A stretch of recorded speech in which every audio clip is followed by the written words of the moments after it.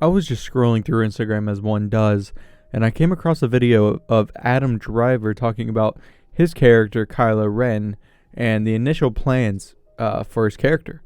And I thought it was super interesting and kind of embarrassing on Disney's part.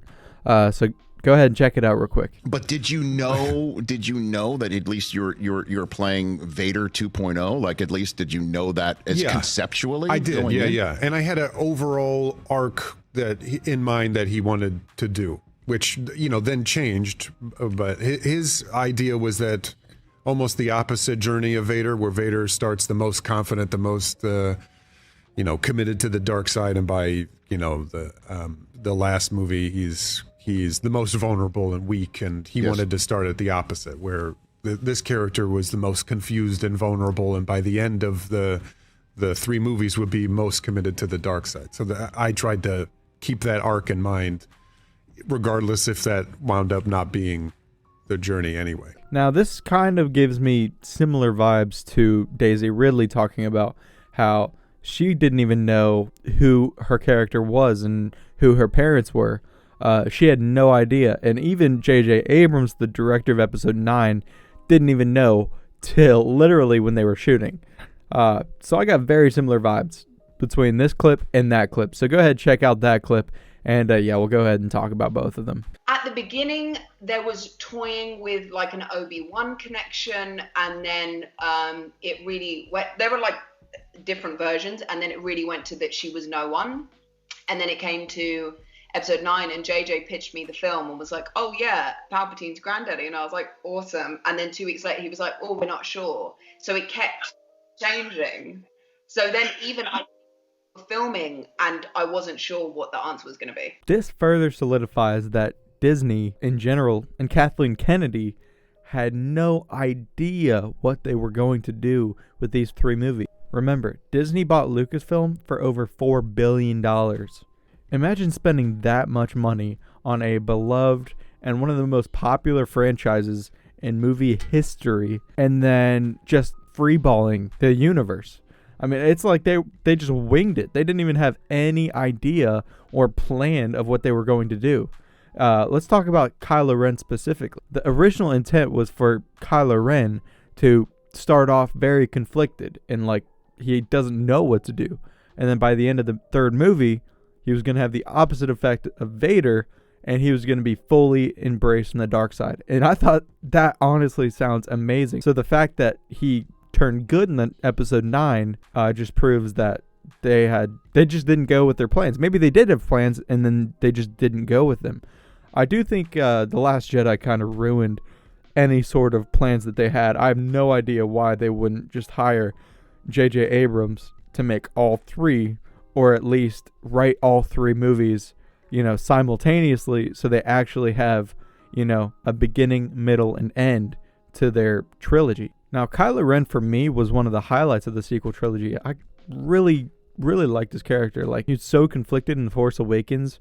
And I really liked that moment where he was really struggling with the Force. And, Rey obviously overpowered him. And the lightsaber flew back into her hands. But I just thought that was so interesting. Like, he's that conflicted where, the Force doesn't even agree with him. And he's a Skywalker. So I thought that was one of the most compelling characters in the sequel trilogy. And I still do with his current actual character arc. But I still think that, man, it was a missed opportunity. But the biggest thing that I'm mad about is their lack of plans. I mean, this is the most beloved freaking trilogy of all time. And they just fumbled the bag like they didn't know what they were doing. And I don't really know who to blame for this. I mean, maybe it's Kathleen Kennedy, but I don't know. I really don't know. But one thing is for sure, they did not have a plan. For Rey's character, they were filming Episode 9 and still didn't know who her father was going to be. She was talking about it being Obi-Wan. Like, that is absolutely insane. And then, of course, in The Last Jedi, it turned out to be nobody, and then they just went back and forth.